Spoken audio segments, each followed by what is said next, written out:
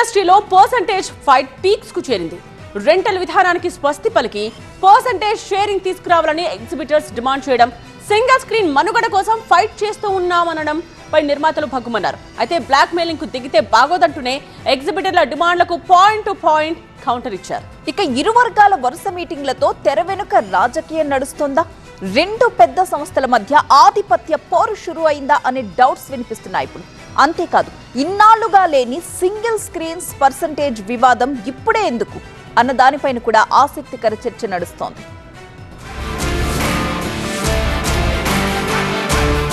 టాలీవుడ్ లో పర్సంటేజ్ పంచాయతీ ముదిరి పాకాన పడ్డట్టే కనిపిస్తుంది. మొన్నటికి మొన్న హుటాహుటిన సమావేశమైన Telangana exhibitors association save single screen నినాదమెత్తుకుంది. పర్సంటేజ్ ఇస్తేనే థియేటర్లలో సినిమాలు వేయగలం, లేకపోతే కష్టమంటూ కుండ బద్దలు కొట్టేసింది. అంతేకాదు, టికెట్ల రేట్లను పెంచేదే లేదంది. దీంతో యాక్టివ్ ప్రొడ్యూసర్ గిల్డ్ అర్జెంటుగా సమావేశం ఏర్పాటు చేయడం, రిలీజ్ కి రెడీగా ఉన్న బడా సినిమాల నిర్మాతలు ఆ మీటింగ్ కి హాజరవ్వడం, కొందరు ఎగ్జిబిటర్లని టార్గెట్ చేస్తూ మాట్లాడడం ఫిలిం సర్కిల్స్ లో హాట్ టాపిక్ గా మారింది. ఆఫ్టర్ మీటింగ్ ఎగ్జిబిటర్ల తీరుపై నిర్మాతలు కాస్త ఘాటుగానే రియాక్ట్ అయ్యారు. డిస్ట్రిబ్యూటర్ ఎగ్జిబిటర్ తో పాటు నిర్మాత కూడా హ్యాపీగా లేడన్నది గుర్తించాలన్నారు. సమస్యలు లేవనట్లేదు, ఎలా సాల్వ్ చేయాలన్నది తమ ఆలోచనగా చెప్పుకొచ్చారు.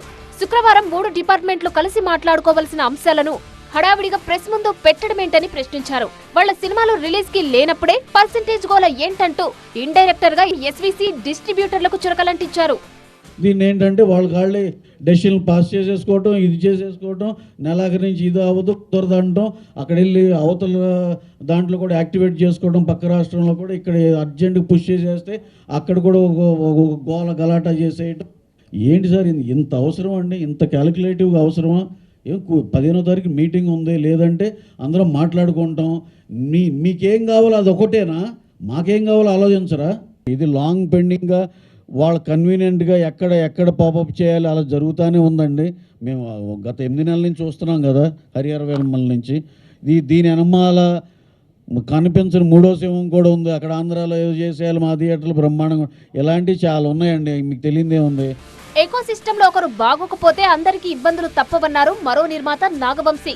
సింగిల్ స్క్రీన్ ని కాపాడాలంటున్న వాళ్లే వాటిని మూతబడేలా చేస్తున్నారని ఫైర్ అయ్యారు. కనీస వసతులు లేకుండా థియేటర్లు నడిపితే జనం ఎలా వస్తారని ప్రశ్నించారు. సింగిల్ స్క్రీన్ ని నడపలేకపోతే వదిలేసి తమకు ఇవ్వాలన్నారు. పనిలో పనిగా ఇండైరెక్ట్ గా సునీల్ నారంగ్ ని టార్గెట్ చేశారు. ఓ పెద్ద ఎగ్జిబిటరు, జస్ట్ ఒక 300 మల్టీప్లెక్స్ స్క్రీన్స్ ఉన్న ఎగ్జిబిటరు, ఆయన సింగిల్ స్క్రీన్స్ బాధల గురించి చెప్తున్నారు. అది కొంచెం వినడానికి నిన్న నవ్వు వచ్చినా కానీ మనం ఏం చేయలేకపోతున్నాం. ఎందుకంటే సి సెంటర్ నుంచి బి సెంటర్ నుంచి ఏ సెంటర్ దాకా ఎక్కడ స్థలం దొరికితే అక్కడ మల్టీప్లెక్స్ కట్టేసి సింగిల్ స్క్రీన్స్కి రావాల్సిన రెవెన్యూని కూడా రానివ్వకుండా చేస్తున్న ఆ ఎగ్జిబిటరు ఆయన సింగిల్ స్క్రీన్ కష్టాల గురించి మాట్లాడుతుంటే చాలా హాస్యాస్పదంగా ఉందండి. అట్లాంటి కామెడీలు చేయడానికి దయచేసి ప్రెస్ మీట్లు పెట్టొద్దని చెప్తున్నామండి. స్థలం కనిపిస్తే వెంటనే కట్టేసిన మల్టీప్లెక్స్ లు చూపించాలంటూ నాగవంశీపై ఫైర్ అయ్యారు సునీల్ నారంగ్. తెలంగాణలో తనకు 33 సింగిల్ స్క్రీన్స్ మాత్రమే ఉన్నాయని ప్రూఫ్స్ చూపిస్తూనే నాగవంశీపై సెటైర్లు వేశారు. ఇందాక ప్రొడ్యూసర్ ఉంటాడు కదా, జస్ట్ क्या नाम है बेटा, वो प्रोड्यूसर रहता चश्मा पहन के, वो डुप्लीकेट बाल रहता देखो, నాగవంశీ సారీ ఆయన ఏదో అన్నాడు, నాకు మల్టీప్లెక్స్లే ఉన్నాయి, ఎక్కడ స్థలం కనిపిస్తే అక్కడ మల్టీప్లెక్స్ కట్టేస్తాను, ఎక్కడ స్థలం కనిపిస్తే అక్కడ కట్టేస్తానంట. ఈ లిస్ట్ ఉంది, ఆయన చూపెట్టండి.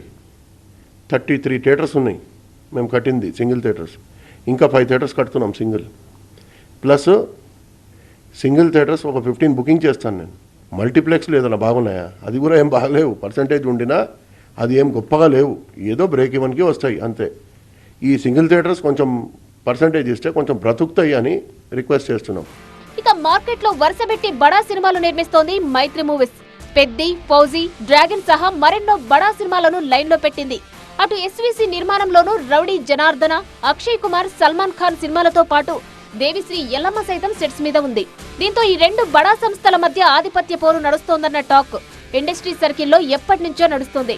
ప్రస్తుతం ఎస్వీసీ డిస్ట్రిబ్యూషన్ లో సినిమాలు లేవు కాబట్టే పర్సంటేజ్ వ్యవహారం మళ్లీ తెరపైకొచ్చిందని, కావాలని తమ సినిమాలను ఇబ్బంది పెడుతున్నారని యాక్టివ్ ప్రొడ్యూసర్స్ ఫుల్ గా ఫైర్ అవ్వడం రచ్చలేపుతోంది.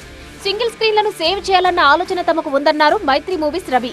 సింగిల్ స్క్రీన్లు బాగుపడాలంటే సంవత్సరం పడుతుంది. తమ సినిమాలన్నీ రిలీజ్ అవ్వడానికి కూడా సంవత్సరం పడుతుంది. ఈ లోపు కూర్చొని మాట్లాడుకుంటే అంతా సెట్ అవుతుందంటున్నారు. ప్రొడ్యూసర్ హ్యాపీగా లేడు, డిస్ట్రిబ్యూటర్ హ్యాపీగా లేడు. నా ఒక్కడికే ఏదో బెనిఫిట్ తీసేసుకుని వెళ్ళిపోతారంటే విచ్ ఈజ్ నాట్ కరెక్ట్ అండి. అందరం 3 సెక్టర్లు కూర్చుని మాట్లాడుకొని వాట్ ఈజ్ రైట్, అందరికీ ఎలా బెనిఫిట్ జరగాలి ఇవన్నీ కూర్చుని మాట్లాడుకుని డెఫినెట్గా ఆ చేంజెస్ ఏవైతే కావాలనుకుంటున్నామో అది తప్పనిసరిగా మనం తెచ్చుకుందాం సార్. దాంట్లో అయితే ప్రాబ్లం లేదు. కాకపోతే ఈ యూనిలాటరల్ డెసిషన్ ఇవాళ రేపు అయిపోవాలి, లేకపోతే నెలాఖరికల్లా అయిపోవాలంటే అలా అవ్వదండి. మొత్తంగా పర్సెంటేజ్ వ్యవహారం 2 బడా సంస్థల మధ్య వివాదంగా సినీ సర్కిల్లో హాట్ డిబేట్స్ నడుస్తున్నాయి. మరి ఇంత జరుగుతుంటే సుప్రీం బాడీ అయిన ఫిలిం ఛాంబర్ ఏం చేస్తోంది? చూసి చూడనట్టు ఎందుకు వ్యవహరిస్తోంది అన్న దానిపై ఆసక్తికర చర్చ జరుగుతోంది.